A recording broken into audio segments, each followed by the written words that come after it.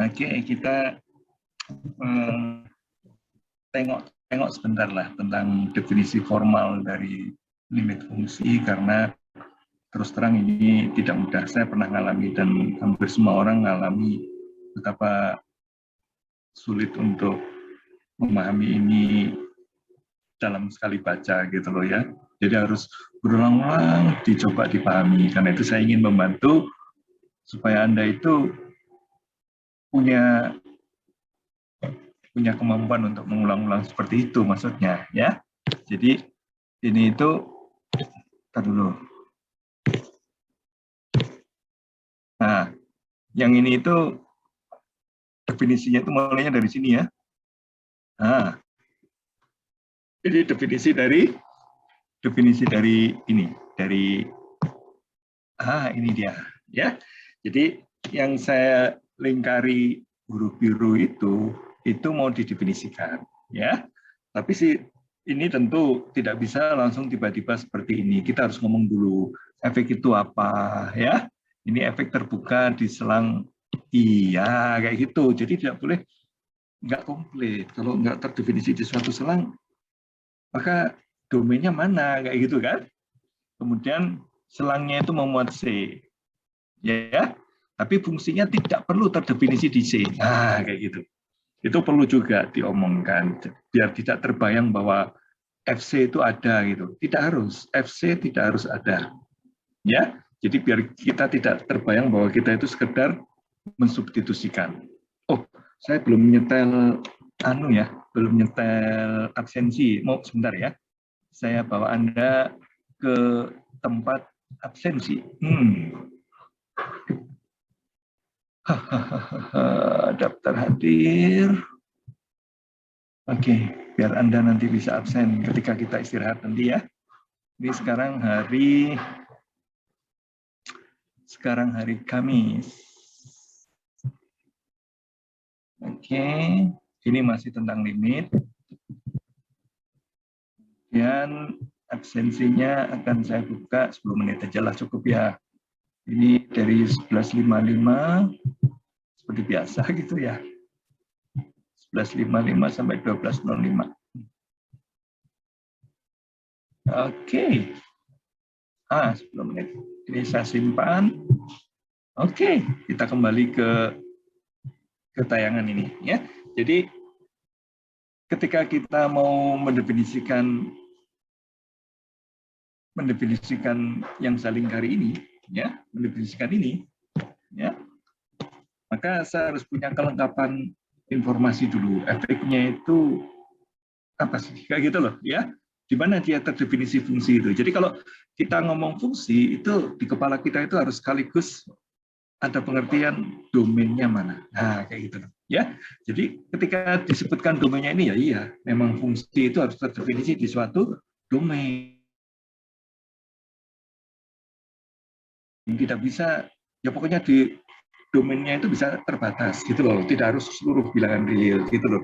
Karena kalau kita mendefinisikan fungsi, domain itu akan terpakai semuanya. Yang kita sebut domain itu semua titik yang ada di dalam domain itu akan terpakai semuanya. Karena itu ini dibilang ya, terdefinisi pada interval buka I, itu artinya semua titik yang ada di titik I itu akan kepakai untuk mendefinisikan fungsi fx ya. Dan domainnya itu sendiri itu mengandung titik C, tapi fungsinya tidak harus terdefinisi di C. Makanya ada kata kecuali gitu loh. Nah, ini ngerti nggak nih maksudnya kecuali itu apa sih gitu loh. Nah, kalau kita belum pernah mendengarkan uraian atau apa, kita mungkin belum kecuali itu apa ya. Tapi kalau kita sudah memahami bahwa fungsi itu bisa seperti itu, ya, bisa limit itu bisa tidak harus terdefinisi di titik tertentu, itu kita maklum sekali karena limit itu bukan nilai fungsi, ya. Kalau limit sama dengan nilai fungsinya itu nanti akan kita definisikan itu fungsi kontinu. Tapi kita kan tidak ngomong fungsi kontinu secara spesifik. Kita ngomongnya fungsi secara umum, ya. Nah, sekarang limit efek untuk X mendekati C, ini dia ya, disebut L. Itu dia, ya. Maka artinya adalah yang kuning itu, ya. Artinya adalah yang kuning itu. Ya, yang kuning itu ini ada kata setiap. Ya. Atau untuk setiap. Ya. Dapat dicari sehingga implies. Ini dia. Ya. Untuk setiap itu notasi matematiknya begini. Huruf A terbalik. Dapat dicari itu ininya adalah dapat dicari itu artinya ada. Ini ada yang ya. Kemudian sehingga itu nulisnya kayak gini. Kemudian implies. Ya. Jadi bahasa matematiknya itu jadi gampang ini. Ya.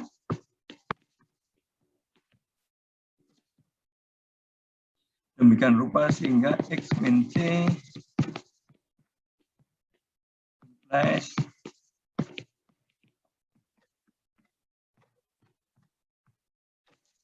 kayak gitu bahasanya, ya.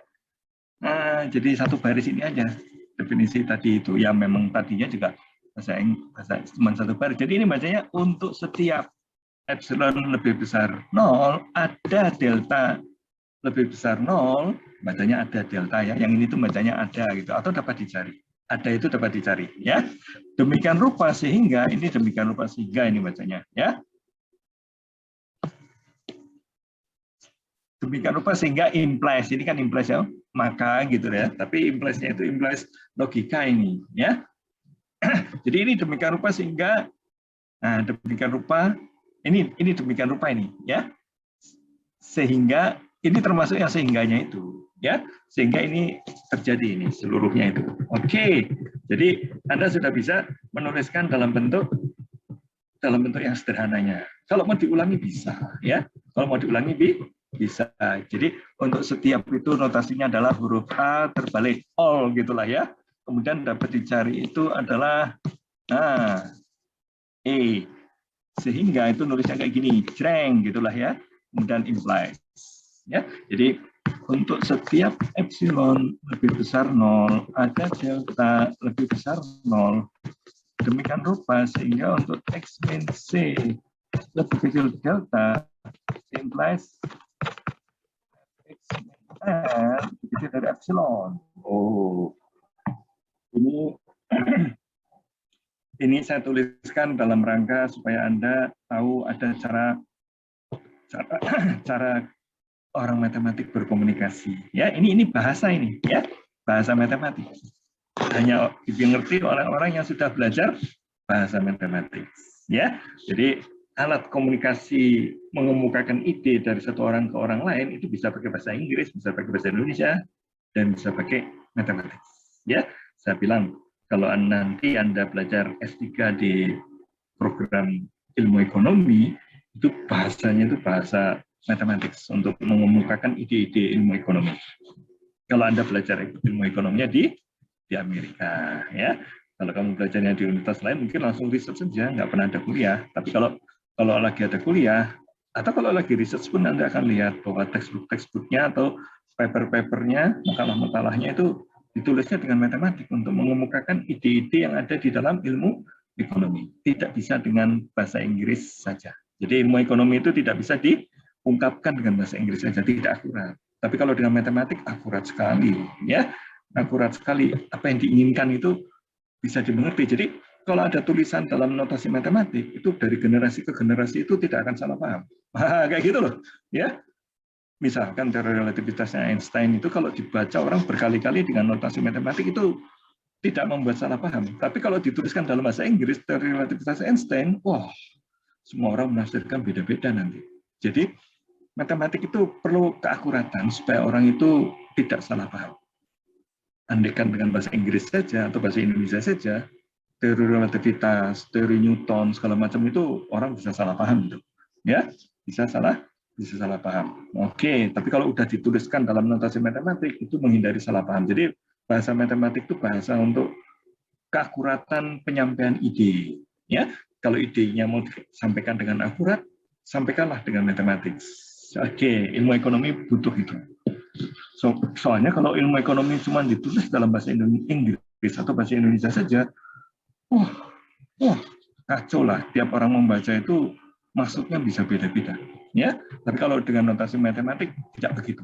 Nah, karena itu ini dari dini saya perkenalkan cara berkomunikasi dengan matematik dengan notasi-notasi yang aduh apa enaknya sih nulis kayak gitu ya. Iya, pertama kali lihat itu nggak enak, tapi kalau itu sudah menjadi kebiasaan itu menjadi sesuatu yang natural aja ya. Oke, jadi di sini itu kemarin sih kan saya bilang arti dari ini ya. Jadi kan ini kan untuk setiap epsilon. Nah, untuk epsilon itu untuk apa? Untuk mendefinisikan neighborhood-nya. Nah, neighborhood-nya fungsi X di sekitar L. Ya, jadi kalau ini ada fungsi X, ini ada neighborhood-nya, ini efeknya ini. Nah, gitu loh kira-kira. Ya, jarak antara, oh ini L-nya, sorry salah. Efeknya ada di sini. Efeknya itu sumbu Y-nya itu efeknya. Ya, nah di sini tuh jaraknya L, ya, ini juga jaraknya L. Ya, nah ini fungsinya misalkan. Ya, kemudian kalau ini saya tuliskan ya, ini adalah C-nya, maka ini adalah X min C, di sini adalah X plus C gitu loh. Ya, ini kan nulisnya kayak gitu nih, X plus C, ya. Nah, ini dia. Kok salah, delta ini. Salah. X plus delta, min delta. Ini X plus, salah lagi. salah terus ya. Ini C min delta, yang ini adalah C plus delta. Ini yang saya maksud dengan neighborhood di sekitar C sepanjang delta neighborhood-nya. Ke kiri delta, ke kanan delta, ke sini delta, ke sini delta, ke sini L, ke sini juga L gitu loh neighborhood-nya itu. Ya, jadi ini ada tetanggaan ya. Tetangganya titik L, oh salah, ini epsilon. Kacau ya. Ini epsilon ini. Maaf ya. Maaf ini banyak salah gitu loh ya. Banyak salah gimana nih? Udah terlanjur paling atas dia ditulisnya. Ya. Saya akan sabar mengulangi, jangan khawatir ya. Jadi ini ada selebar epsilon, yang sini juga selebar epsilon ini loh. Jaraknya dari sini nih L-nya nih ya. Jadi dari L ke sini itu L min, sini itu berarti L min epsilon, yang sebelah sini itu berarti L plus epsilon. Nah, jadi seolah-olah kita bilang bahwa kalau kamu diberikan epsilonnya berapapun, nah ini kan epsilon selebar ini, boleh nggak kalau selebar ini? Ya boleh aja. Boleh nggak kalau selebar ini? Ya boleh aja. Ya, saya ambilkan salah satu. Jadi epsilon yang ini itu cuma salah satu. Kamu boleh ambil 0,01 atau 0,1 atau 1 gitu loh epsilonnya. Boleh 1, boleh 0,1, boleh 0,001, boleh 0,00001. Boleh epsilonnya berapa aja. Tapi saya jamin saya bisa mencarikan delta. Ini dia. Ya. Begitu saya tetapkan epsilonnya, saya jamin saya bisa menemukan delta. Delta yang seperti apa itu? Ya, delta yang seperti apa itu? Ternyata deltanya adalah delta yang menentukan neighborhood-nya dari di sininya. Jadi kalau ini fungsinya tadi itu, ya. Nah, ini dia. Jangan yang ininya itu adalah ini. Nah, ini dia, ya. Ini C plus delta, sedangkan ini adalah C min delta, ya. Jadi ketika kita membaca definisi ini, ya kita mulainya dari epsilon, mulainya dari yang tegak ini. Tapi di dalam benak kita itu seolah-olah kita itu mulainya dari sini kan, ya, mulainya dari X menuju C itu. Tapi ketika kita mau memformalkan definisinya, itu artinya seberapapun kecilnya epsilon, saya pasti bisa mendapatkan deltanya kalau betul, ya, kalau betul apa? Kalau betul bahwa ini terjadi. Nah, kalau betul bahwa ini terjadi. Jadi kalau betul bahwa ini terjadi itu yang mana sih? Nah, ini dia.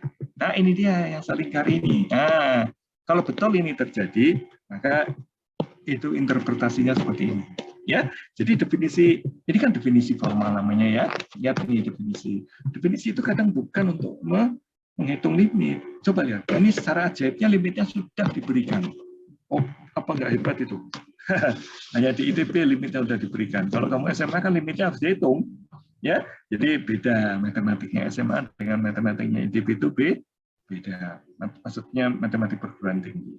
Ya, kalau di matematik SMA itu kita menghitung limit, Kalau di sini itu limitnya sudah diberikan, tuh maksudnya apa? Nah, itu dia. Itu yang saya maksud, itu kajian analitik. Jadi kajian analitik itu adalah kajian, kalau ada orang nulis kayak gini, ini bahasa apa ini? Nah, ngerti langsung. Oh, itu bahasa bahwa, nah ini dia.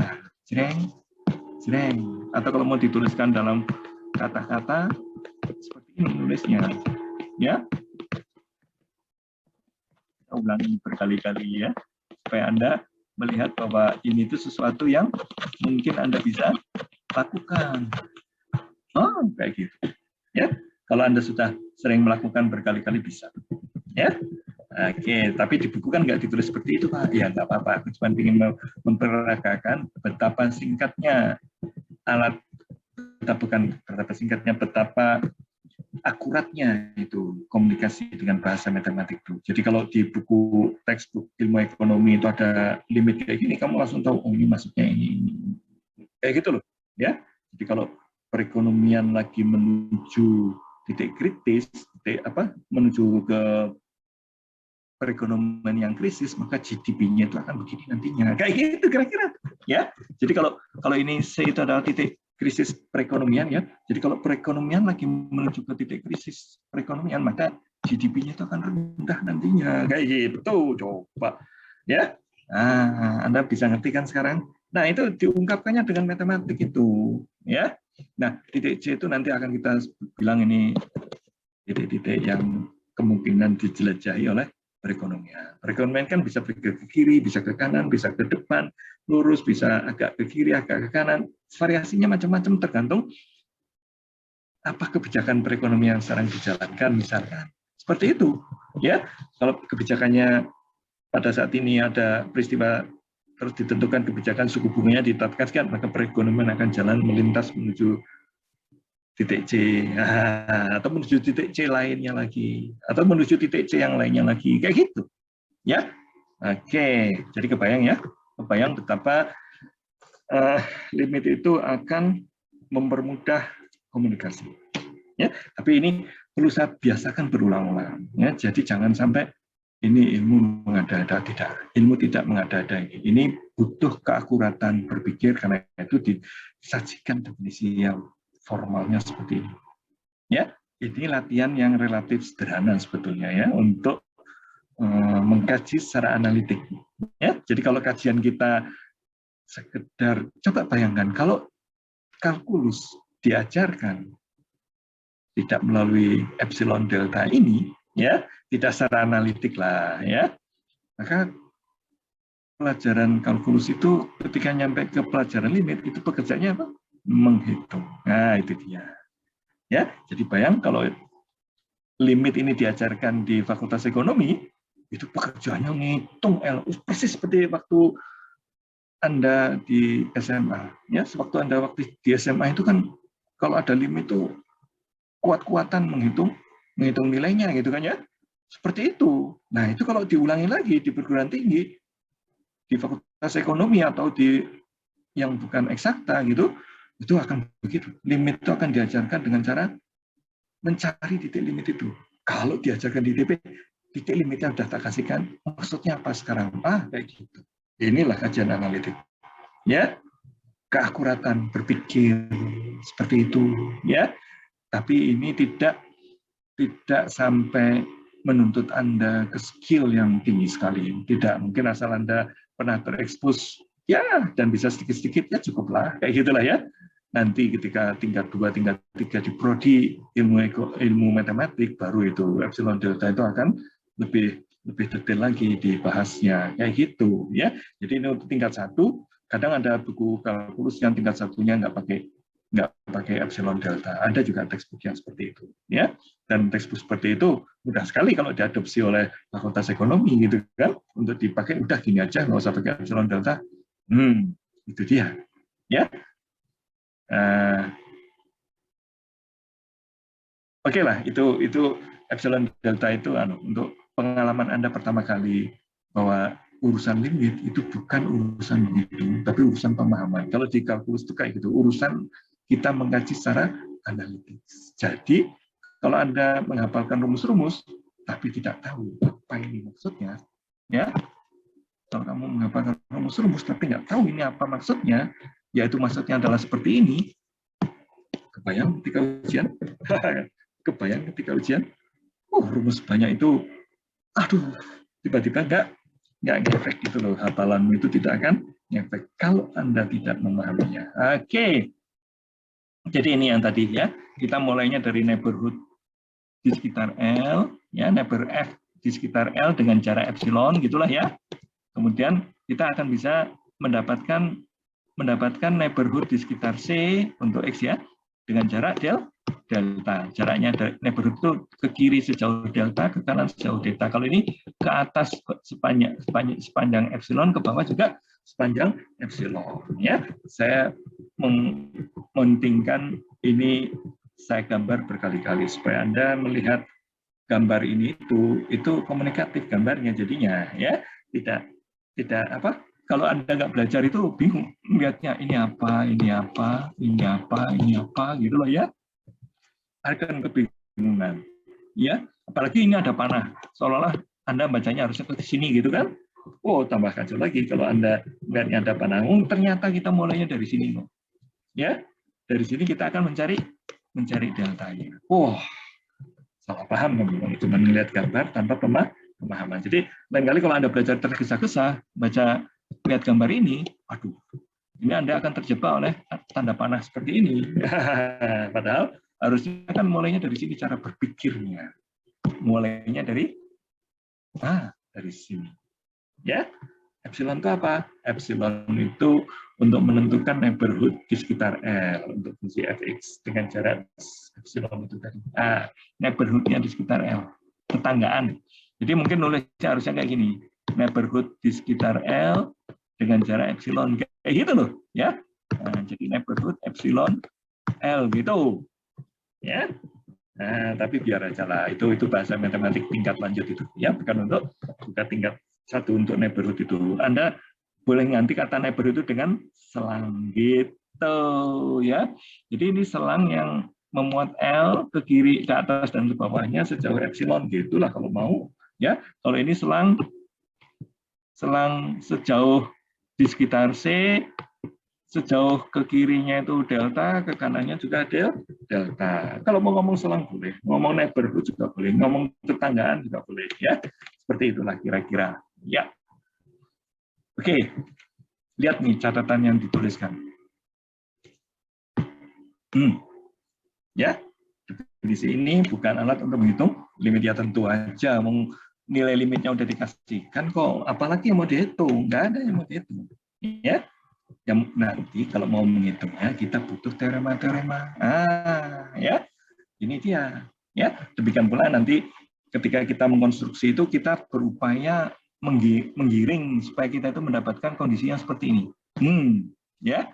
Jadi kalau mau buktikan gitu ya, Anda mulai dari sini, giringlah ke sini. Ya, giringlah ke situ. Ya, giringlah. Ini contoh soalnya ini. Ya, waktu itu kan kita udah bahas ya, tapi nggak apa-apa saya bahas lagi karena kita kan konsep itu perlu diulang-ulang ya, supaya Anda bisa, contoh soal juga perlu diulang-ulang. Coba lihat nih, saya sempatkan untuk membahas contoh soal ini. Itu dia. Ya, saya sempatkan untuk membahas contoh soal ini. Pertama-tama tadi, untuk setiap epsilon diberikan lebih besar 0, akan ada delta lebih besar 0 pula. Demikian pula sehingga untuk setiap x min c lebih kecil dari delta, implies fx min L, gimana nih? Fx min L itu akan begitu dari epsilon. Ini dia, ya. Jadi pertama-tama kita berangkat dari epsilon, akan dicari delta. Ini dia. Saya punya ini ada klaim, ada delta. Kalau ada delta, cara mencarikan. Kayak gitu loh. Sehingga kamu bisa membangun konstruksi seperti ini. Gitu loh, ya. Sehingga ini sehingganya nih, ya. Sehingganya kamu bisa membangun konstruksi seperti ini. Nah, kalau kamu mulainya dari epsilon, ya kamu kejar epsilon ini dulu, kerjain ini dulu. Kemudian kamu bisa mengkonstruksi ini, yang mengakibatkan ini. Seperti itu kira-kira yang dimau oleh contoh soal ini. Ya, ingat-ingat ya, kita mulai dari epsilon, ya. Kemudian epsilon itu kaitannya dengan apa sih? Kayak gitu loh. Kalau lewat gambar kan epsilon kaitannya dengan fungsi gitu kan ya. Dengan fungsinya. Ini lihat. Kita mulai dari epsilon. Epsilon itu apa? Ini dia epsilon ya. Akan saya cari delta. Delta yang gimana? Delta yang seperti ini. Tapi terkait. Kayak gitu cara bacanya ya. Saya ulangi lagi. Jadi nanti kalau kamu mau ngerjain soal atau apa, mulai dari epsilon berapa aja mulai. Mau 0,01 boleh, mau 0,1 aja boleh. Kalau saya sih anjurkan mulai dari yang sederhana lah. Epsilon itu 0,1 aja. Nanti kalau kamu udah pinter ya epsilon 0,001 nggak ada bedanya. Mau 0,1 maupun 0,001 atau 10 pangkat minus 7 per 10 juta ya nggak ngepek gitu loh ya. Nah, epsilon itu apa? Epsilon kaitannya dengan ini. Sehingga saya dari perjalanan sini ke sini itu akan saya lanjutkan perjalanan kemana-mana sampai akhirnya ketemu ini. Kayak gitu kira-kira ya. Kemana-mananya itu akan saya peragakan. Ini dia kemana-mana. Deng, ini dia ya. Karena n sudah diketahui, kita mencari deltanya secara mundur. Secara mundur artinya kita ke sini kemudian ke arah ke kiri itu mundur namanya. Ya. Jadi kalau ada kata mundur itu apa sih mundur? Apa kita harus ngerjainnya sambil mundur-mundur? Bukan begitu ya. Lihat nih. Tadi kan saya bilang mulai dari epsilon, kemudian kamu kerja dengan ini. Mulai dari epsilon, kamu kerja dari ini. Ya, fx min 8. Ini efeknya min 8. Ini dia efeknya, 3x plus 2 ini kan. Ini efeknya, ya kurangi 8, maju terus saja. Maju terus itu apa yang kamu peroleh itu. Ya, lihat lagi, der. Nah, 3x, min 6. Padahal target saya adalah mendapatkannya x min 2. Der, itu dia. Mulai muncul ini, nanti sebentar lagi. Der, itu dia. Sudah ada x min. Ini difaktorkan aja 3, di sininya tentu 2 ya. Ya, kalau ini difaktorkan. Ya. Jadi ini ini harusnya ada pemfaktoran dulu ini. Di sininya 2, sininya 3 sehingga ruas kiri dan kanannya itu dibagi dengan 2 gitu, ya. Dibagi dengan 3 dong. Oh, salah, dibagi dengan 3 ini. Salah ini, ya. Anda menyaksikan bahwa telah terjadi kesalahan, ini 2 itu salah nih. Ya, harusnya 3 tuh. Anda bisa meralat kan? Ya, karena 3x min 6 ini kalau difaktorkan kan x min 2. Nah, ini yang saya butuhkan x min 2, tapi di situ ada 3x ya. Dan ini harus lebih kecil dari min epsilon, lebih kecil dari epsilon gitu kan? Lebih besar dari min epsilon. Nah, ini 3x min 2 ini itu akan lebih kecil dari epsilon per 3 dong, ya, min epsilon per 3, sehingga ini ruas kirinya seperti ini, ruas kanan seperti ini bisa ditulis menjadi harga mutlak lebih kecil epsilon per 3, ini deltanya. Epsilon per 3 itu adalah delta. Ya, seperti itu ya. Saya hapus ya, saya hapus. Ini Anda bisa ngeritik. Kalau ada contoh soal salah, Anda harus bisa nyalahkan, jangan sampai Anda nurut aja. Ini catatan juga bisa salah. Namanya juga manusia yang bikin, ya. Jadi ini bukan 2, tapi 3, ya. Oke, saya lanjutkan. Nah, ini harusnya ini epsilon per 3 ini. Ya, itu deltanya itu. Sudah ketemu deltanya karena yang kita butuhkan kan seperti ini. Nah, ini kita ambil sebagai deltanya ini. Nah, itu dia, ya. Kita ambil itu sebagai deltanya. Coba lihat nih. Deltanya diambil sudah. Epsilon per 3. Sehingga kalau itu sudah ketemu, kita akan bilang bahwa ini implies ini. Dijamin lah. Kita mulainya memang dari sini kok tadi. Dicari-cari yang seperti ini. Ya, deltanya ketemu. Nah, ya. Jadi kalau saya mulai deltanya, saya mulai epsilon lebih besar 0, saya bisa mencari deltanya. Jadi, kalau epsilonnya sama dengan 0,1, ya, maka deltanya berapa? Ya bagi 3 aja. 0,1 dibagi 3. Ini kan, epsilon bagi 3. Jadi aku bisa mencari deltanya. Dijamin akan memenuhi persyaratan. Namun kita konstruksikan supaya memenuhi persyaratan itu kok sengaja, ya. Oke, jadi kalau Anda disuruh buktikan ini, prosedurnya ini dia. Der. Ya, targetnya adalah ini. Ya, targetnya apa tadi? Untuk setiap epsilon lebih besar 0. Ada delta lebih besar 0. Demikian rupa sehingga x min c lebih kecil dari delta implies fx min n ya lebih kecil dari epsilon. Targetnya seperti itu, ya. Oke. Nah, ini contoh soal ini, coba kamu kerjakan sendiri, ngerti nggak? Kayak gitu loh, ya. Jangan sampai dibaca. Jangan sampai dibaca saja. Ya, kalau ini cuman ada gini, kemudian kamu cuman baca ini, belum tentu kamu ketika tanganmu disuruh bekerja akan jalan itu. Apalagi tiba-tiba di ujian, waduh, gimana ya? Aduh, gimana ya? Kayak gitu-gitu aja terus Anda nanti. Ya, karena tangannya tidak ikut mengingat-ingat gitu loh. Tangannya tidak learning, ya. Supaya tangannya learning, ya kerjakanlah, ya. Hal ini membuktikan, nah ini dia, sudah terbukti. Oke. Oke, nah sekarang saya akan langsung masuk ke teorema.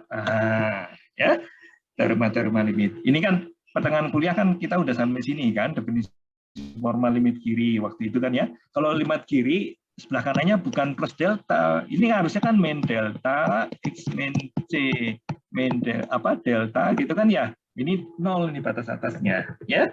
Cuman begitu. Nanti kalau limit kanan ini 0, ini x min c delta, kayak gitu ya. Kalau limit kiri itu kita bergerak dari kiri gitulah ya, sebelah kanannya 0 nih ya, jaraknya ya.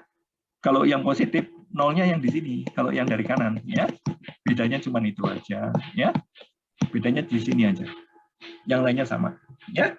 Oke, kalau sudah, kita akan masuk ke topik jatah kita hari ini. Nah, ya. Ini yang kemarin, yang tadi itu selama 32 menit saya menerangkan materi terakhir kuliah yang lalu. Kenapa perlu saya ulang definisi limit? Karena itu memang sesuatu yang pertama kali Anda melihat, kenalan pertama. Ya. Pertemuan kedua saya perkenalkan lagi. Pertemuan pertama juga sudah saya perkenalkan sambil ada contoh soal. Anda masih setengah sadar atau tidak sadar itu, ini paham atau nggak paham, tapi seperti ngerti, seperti enggak gitu loh ya. Nah, sekarang setelah 2 kali saya presentasikan, mudah-mudahan kamu ngerti. Apalagi nanti Mas Faris menerangkan dengan cara epsilon delta juga, kira-kira akan sama cara menerangkannya, ya. Kira-kira akan sama dan Anda bisa coba sendiri. Nah, ya, coba sendiri ini, coba sendiri tadi, ya. Kamu bikin sendiri aja. Di sininya tadi 2x plus 3 ya. Misalkan di sini 3x kuadrat ya, misalkan ya. Sama dengan kalau x menuju 2 berapa ini? Ini 4 jadi 12, buktikan. Nah, kayak gitu loh. Ya. Buktikan. Kok buktikan gimana, Pak? Kan ini tinggal disubstitusikan aja. Siapa bilang tinggal disubstitusikan? Kita tidak ngomong substitusi, ya, jangan ngomong substitusi kan itu tinggal ditulis itu kan, kok minta dibuktikan sih, udah jelas itu. Udah jelas itu. Ya, udah jelas itu buat orang yang belajar kalkulus versi Fakultas Ekonomi itu memang tujuannya ngitung ini aja pekerjaannya, tapi sudah tolong kasih tahu maksudnya apa. Itu dia, itu yang dimaksud dengan buktikan. Bikin soal-soal sendiri, suka-suka Anda. Kemudian Anda jelajahi, suatu ketika akan sulit. Suatu ketika akan sulit. Nah, ini ada teorema, ya. Teorema itu untuk apa? Teorema itu untuk supaya kita mengerjakan soal-soal itu lebih simpel, lebih sederhana. Nah, kayak gitulah ya. Jadi kalau ini limit X ya, untuk konstanta, ya hasilnya tetap konstanta. Ya. Kalau untuk X menuju C, hasilnya ya C gitu loh. Ya. Kemudian kalau ada apa lagi? Kalau ini konstanta dikalikan F, ini konstantanya keluarkan aja. Demikian pula kalau ada 2 buah fungsi, dijumlahkan, akan seperti itu. Demikian pula kalau ada perkalian, ya. Ini adalah limit perkalian sama dengan limit dikalikan dengan limit gitu loh, ya. Limit perkalian sama dengan perkalian limit. Nah, kayak gitu loh, ya. Ini perkalian limit ini, ya. Limit perkalian sama dengan perkalian limit. Nah, jadi limit perkalian fungsi sama dengan perkalian antara 2 buah limit ya, limit fx dan gx itu tadi, ya. Jadi limit dari satu fungsi sama dengan perkalian limit dari masing-masing fungsinya. Nah, kayak gitu bacanya, ya. Pembagian juga begitu. Tapi ada yang ini asik ini asik ini. Coba lihat ya. Kalau efeknya, kalau belajar ambil efek yang paling sederhana. Ini efek paling sederhana kan? Ya. Maka kalau saya limit x menuju c, ya, fx pangkat 2 aja dulu ya. Kalau belajar ambil n yang gampang. Kalau n pangkat 1 sudah tahu, ya. Sekarang ambil fn pangkat 2. Ini akan sama dengan limit x menuju c, di sini kan akan menjadi x kuadrat gitu kan? Ya. Nah, x kuadrat itu ya di sini nggak disebut harga mutlak ya, tapi sebetulnya bisa seperti ini. Limit x menuju c, sini adalah x kuadrat. Nah, x kuadrat itu kan bisa ditulis x kali x gitu loh, ya. X kuadrat itu bisa ditulis x kali x. Nah, kemudian kamu pakai ini. Nah, ya. Ini kan efeknya ini fx kalikan fx, di sini namanya gx sih. Tapi ini kan bisa dikalikan dengan dirinya sendiri. Sehingga ini hasilnya adalah c kuadrat gitu loh. Karena efek dari limit xc itu adalah c, limit xc itu adalah c juga dari ini loh. Nah, dari sini ya. Dari sini kita bisa menyusun ini. Sehingga nantinya ya, secara umum kita akan bilang begini. Ya, secara umum kita akan bilang bahwa untuk yang polinom, ya, untuk yang polinom itu nanti kita akan main cepetan aja kalau yang polinom. Nah, kayak gitu ya. Jadi untuk ini misalkan ya, efeknya kuadrat tadi ya, maka limit x kuadrat untuk x menuju, jangan c terus lah ya, menuju d, maka adalah sama dengan d kuadrat gitu loh ya. Jadi limit x pangkat 5 untuk x menuju e itu apa? E pangkat 5. Seperti itu berdasarkan teorema ini loh. Jadi tidak substitusi kayak gitu. Kita ngomongnya bukan urusan substitusi, kita ngomongnya itu dari mula-mula dari definisi. Kemudian akhirnya kita mendapatkan teorema ya. Jadi kita ini bisa dibuktikan, kayak gitulah ya. Ini bisa dibuktikan, ya.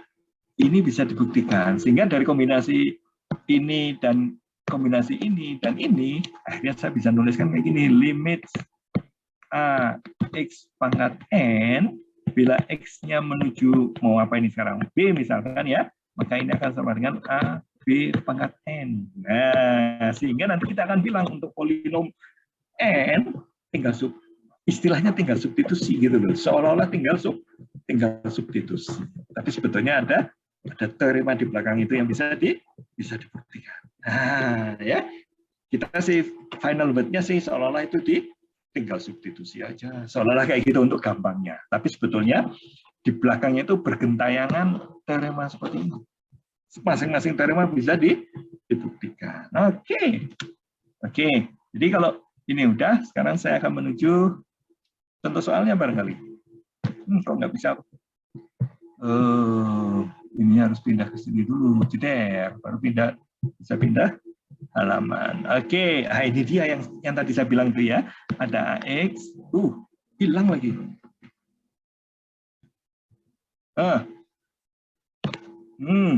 Ada AX, A1X, A2X2, ANXN, ini akan menjadi A1C, A2C kuadrat, ANCN, kayak gitu. Ya. Oke. Terus apa lagi? Ini polinom juga kayak gitu. Ini kan hampir sama aja dengan yang ini kan, ya, hampir sama aja dengan yang ini. Jadi nggak usah terlalu besar. Di sini juga harus ada persyaratan gx yang sebelah bawah itu nggak boleh sama dengan 0 seperti ini loh, ya, nggak boleh sama dengan 0. Ini harusnya ditambahin di sini, ya, tambahin kata-kata. Karena nggak bisa berlaku secara umum. Nah, ini juga teorema nih. Ini teorema ke berapa tadi? Ini teorema ke-11, ya. Ini lanjutannya teorema ke-12. Jangan dihafal, ya. Jadi cara melihatnya beginilah, ya. Limit penjumlahan dua buah fungsi itu adalah penjumlahan limit dari dua buah fungsi. Nah, kayak gitu ya cara ngomongnya. Dibaca aja dulu, limit penjumlahan dua buah fungsi itu sama dengan penjumlahan ini kan masing-masing limitnya itu tadi. Nah, kayak gitu cara bacanya ya. Jadi limit penjumlahan sama dengan penjumlahan limit gitu ya. Nah, limit perkalian sama dengan perkalian limitnya nih. Limit perkalian sama dengan perkalian limit kayak gitu ya. Limit pembagian juga pembagian limit ya kayak gitulah ya. Demikian pula yang eksponen, demikian pula yang akar kayak gitu ya. Sehingga Anda demikian pula kalau ininya rasional ya, polinom gitulah ya. Oke, nah kalau kita lanjutkan, kalau fx selalu lebih kecil dari x untuk seluruh x-nya, ya, untuk seluruh x-nya, gitu. Tentu x yang ada di i gitu kan, ya, untuk seluruh x yang ada di i. Jadi fx dan gx itu harus terdefinisi di tempat yang sama ini, yaitu x-nya itu harus di domain tertentu. Nggak boleh fx-nya di domain mana, gx-nya di domain yang lain. Nggak nyambung nanti ya. Ini harus x-nya di tempat yang sama, di domain yang sama. Maka kalau sifatnya seperti ini, maka limitnya pun akan seperti itu ya. Malah muncul sekarang tanda sama dengan, padahal ininya tidak sama dengan. Oh, ajaib nggak ya, akan muncul lebih kecil sama ini, harusnya ada sama dengannya juga sih. Oke, biar sebelah kanannya juga ada sama dengan. Kalau enggak ya akan lebih kecil tanpa sama dengan ya. Ini harusnya ada sama dengan. Oke. Nah, ini paling sering keluar di ujian ini ya. Paling sering keluar di ujian itu adalah teorema Apit ya. Sandwich theorem ya. Sandwich teorema Apit. Kita seringnya ngomong teorema Apit, bukan prinsip Apit tapi teorema Apit ya. Jadi kalau ada fungsi f, g, h, ada 3 fungsi ini ya. Ada fungsi f, ada fungsi g, ada fungsi h, ini dia, ya, dan selalu hubungannya seperti ini. Ya, f-nya itu diapit oleh g dan diapit oleh fx. Nah, kalau ujung-ujungnya, nah ini ujung-ujungnya itu, ujung-ujungnya kan ujung sebelah kiri itu gx, ujung sebelah kanannya itu adalah hx, gitulah, ya. Maka kita bisa menyimpulkan yang di tengahnya akan seperti apa, ya. Jadi kalau ada fungsi yang diapit oleh ini fungsi diapit oleh gx dan hx, maka kita akan bahas tuh perilaku dari gx gimana, perilaku dari hx gimana, nanti akan saya simpulkan tengah-tengahnya akan seperti apa. Nah, kayak gitu, ya. Jadi bacanya teorema ngerti ya. Kalau ada 3 buah fungsi dan berlaku seperti ini, ya. Jadi efeknya itu terkejepit gitu loh, ya, kejepit oleh g dan h. Maka Anda akan bilang perilaku dari gx-nya itu adalah seperti ini. Perilaku dari x-nya adalah seperti ini. Dan ininya sama. Nah, itu dia. Ya. Itu rahasianya. Maka ininya fx-nya juga akan sama dengan L. Kalau yang di sini L1, di sini L2, ya nggak bisa pakai teorema Apit. Ya, nggak boleh. Harus sama. Ya, harus sama.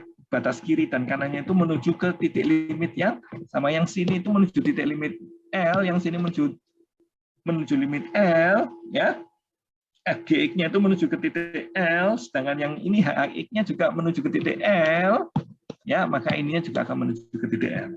Coba aja lihat nih, ya, mana g itu yang ini, ya. Jadi kalau kita dari kiri menuju ke C, ya, kemudian dari kanan juga menuju ke C, ketemunya kan titik yang berlubang ini, ya.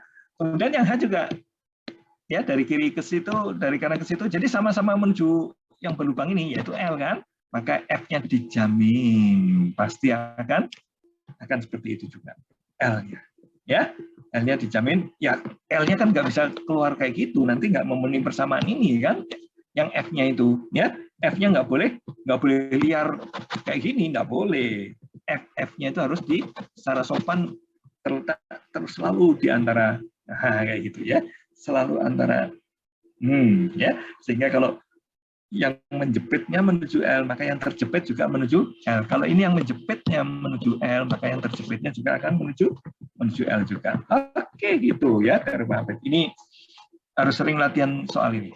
Tolong sering latihan soal ini karena itu favorit untuk keluar di ujian. Ya, tidak janji sih, tapi akan sering gitu loh ya. Nah, sekarang untuk teorema-teorema trigonometri, ya ini seolah-olah kamu tinggal mensubstitusi nih. Kalau di SMA kan kamu ini kan tinggal disubstitusikan aja. Ya, seolah-olah seperti itu. Tapi di sini ada hal baru. Ya. Di sini ada hal baru. Ya. Di sini ada hal baru yang apa namanya? Yang kalau disubstitusikan aja, ya. Ini harusnya menuju 0 nih. Ya, harusnya menuju 0 nih. Bukan C, tapi menuju 0. Nah, salah lagi ya. Nanti tak bilang ke Pak Warsomanya, ini harus menuju 0, ya. Bukan menuju C. Ya, C-nya sama dengan 0, ya. Maka sin X itu kan harusnya 0. X kan sama dengan 0. Jadi 0 per 0. Kalau Anda main substitusi akan seperti itu. Tapi ternyata sin X per X itu kalau digambar kayak gini, der ke sini. Der lonjak ke sini ternyata. Ya, sehingga kalau saya dekati dari kiri dan saya dekati dari kanan, semuanya menuju ke sini, der ke sana. Yang dari kanan juga der menuju ke sana. Jadi sama dengan 1. Jangan disimpulkan 0 per 0 sama dengan 1. Itu kalau kamu semangatnya mensubstitusikan sih seolah-olah logikanya ini 0 per 0 sama dengan 1. Ini ya, ini bukan C ya, tapi 0. Nanti saya bilang bahwa sama ada kelirunya, ya. Ada kelirunya supaya Pak Warsoma memperbaiki di catatan yang akan datang. Demikian pula kalau ini dibalik ya dibalik kan ini ya masih sama dengan 1. Yang tanggen juga ya masih sama dengan 1. Ya. Oke. Dan variasi-variasi lainnya. Kalau X-nya saya ganti dengan X-1, pembaginya juga harus X-1. Kalau sininya X-1 kuadrat, pembaginya juga harus X-1 kuadrat. Yang penting menuju 0 gitu loh. Ini kan menuju 0. Ini menuju 1 jadinya sekarang supaya 0 gitu kan ya. Supaya 0 menuju 1. Seperti itu. Jangan dihafalkan. Ya. Gimana Pak caranya tidak menghafalkan? Anda baca buktinya ini di buku. Ya. Sekali Anda baca buktinya, Anda akan tahu ini itu sesuatu yang wajarnya memang sama dengan 1. Kayak gitu loh ya. Oke, ini variasinya, variasi lain. Ya. Oke. Nah, ini kalau X-nya menuju 0 kayak gini, ya, bukan 1, melainkan seperti ini, ya. Ini juga bukan 1, kalau X-nya menuju 0 kan ini menuju tak hingga, ya.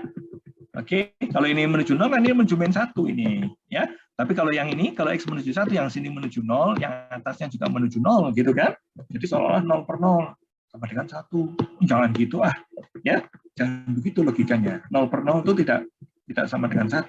Dari mana 0 per 0 sama dengan 1? Inilah dia bahwa menghitung limit itu tidak sama dengan mensubstitusikan nilai-nilainya. Oke, ya. Dari awal kan sudah diingatkan begitu. Wah, ini ada berbagai contoh soal nih, ya. Ada berbagai soal-soal yang Anda kerjakan, ya, untuk latihannya, sehingga Anda akan tahu itu, ya. Anda akan tahu itu. Oke. Yang agak tricky mungkin ini misalkan, waduh, ini gimana ini, ya. Kalau ini X-nya menuju setengah, yang sini 0. Yang sininya berapa kalau menuju setengah? Tanggen 3 per 2 itu 1,5. 1,5 pi itu berapa? 1,5 pi itu 270. Tanggennya kayak apa itu? Ya, tanggen 270. Ya, Anda akan bingung. Nah, ini Anda harus konstruksikan supaya muncul, ya. Konstruksikan supaya muncul yang seperti ini. Ya.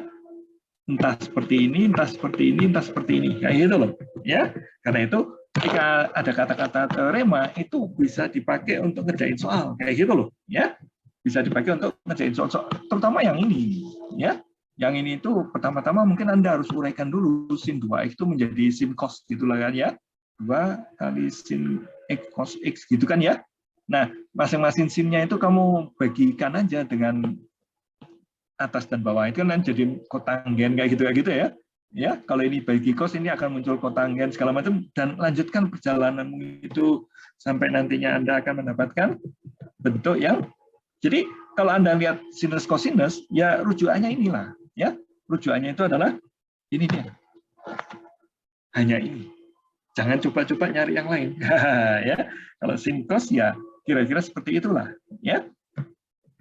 Oke. Ya tentu aja kalau untuk tanggen kotangen sekan kosekan ya Anda harus merujuk ke tempat yang kalau Anda belum ada misalkan ya, waduh, kok sekan kosekan kok nggak ada gimana ya? Nah, Anda harus ingat ini lagi aja. Nah, kalau ada yang cuma ini, bagaimana supaya saya bisa hidup dengan ini? Gitu aja. Atau kalau yang tadi, seperkos tadi, ya nggak apa-apa. Seper itu kan bisa pakai yang ini kan? Bisa pakai yang ini. Kalau ada seper-seperan, nah ini ya bisa pakai yang seperti ini. Kalau ada seper-seperan, jadi ini teorema. Pakailah untuk kalau soalnya tentang trigonometri, teorema tadi ditambah dengan teorema ini, maka sebagian besar Anda bisa. Nah, kalau ada yang kosinus kayak gini, ya, Anda siap-siap, ya, Anda siap-siap pakai apa? Siap-siap menggunakan ini, terutama ini, ya. Ya tentu aja ini juga, tapi yang ini kan kayak tinggal substitusi. Tapi kalau yang ini itu bentuk istimewa ini, ya, ini tuh bentuk istimewa, sehingga yang pertama-tama ini aja bahwa kalau ini dibalik itu akan menjadi seperti ini, ya. Kalau dibalik menjadi seperti itu. Nah, kalau kalau ini tanggen x per x, ya, saksikan ya, tanggen x per x. Lihat nih, yang tanggen ya. Atau saya tuliskannya di sini biar gampang ya. Yang ini mau tak pungut ini. Yang ini mau tak pungut ini, ya. Mau saya ini lagi-lagi bukan menuju C, ini menuju 0 ini. Ini menuju 0. Ini menuju 0, ini menuju 0 ya.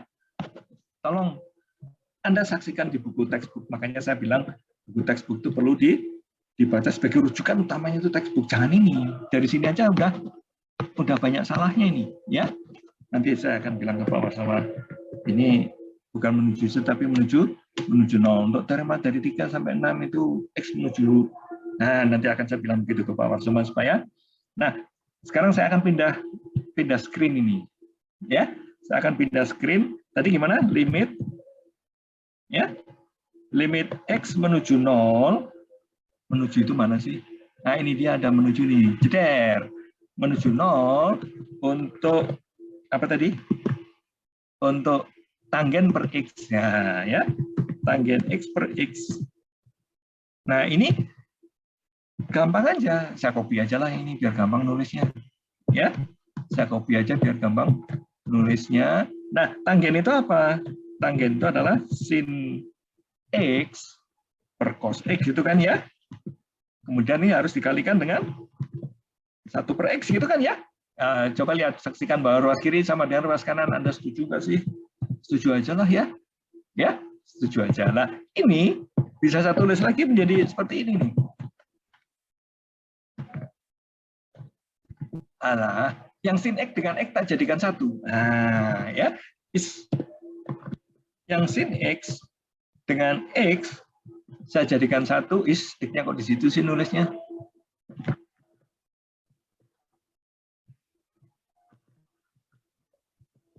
Bukan di sini, tapi di sini. Ya, ini saya kalikan dengan 1 per cos X. Nah, ya. Oh, 1 kok kayak gini sih? Nah, sekarang Anda tinggal pakai teorema yang mana sekarang? Perkalian fungsi. Nah, kayak gitu ya. Sekarang pakai perkalian fungsi. Jadi ini mau tak kalikan dengan, ini dia, cara nulisnya begini. Perkalian 2 fungsi kan itu. Fungsi yang pertama adalah ini dia. Ya, fungsi yang pertama adalah ini dia. Fungsi yang kedua adalah ini dia. Ini dia. Jadi, yang ini berapa ini? Yang ini kan sama dengan 1 menurut teorema. Tuliskan itu sama dengan 1. Ya. Kemudian dikalikan, ini tuh cos 0 berapa ini? Cos 0 kan 1. Kalikan 1 lagi. Jadi sama dengan 1 memang betul. Bahwa ini tuh sama dengan 1. Kayak gitu. Itu jadi teorema itu. Ya. Jadi teorema yang seperti ini. Terus, untung nggak hilang. Ya. Kita istirahat dulu, nanti kita akan masuk lagi jam 12.05. Ya, saatnya absensi Anda. Oke, kita istirahat dulu.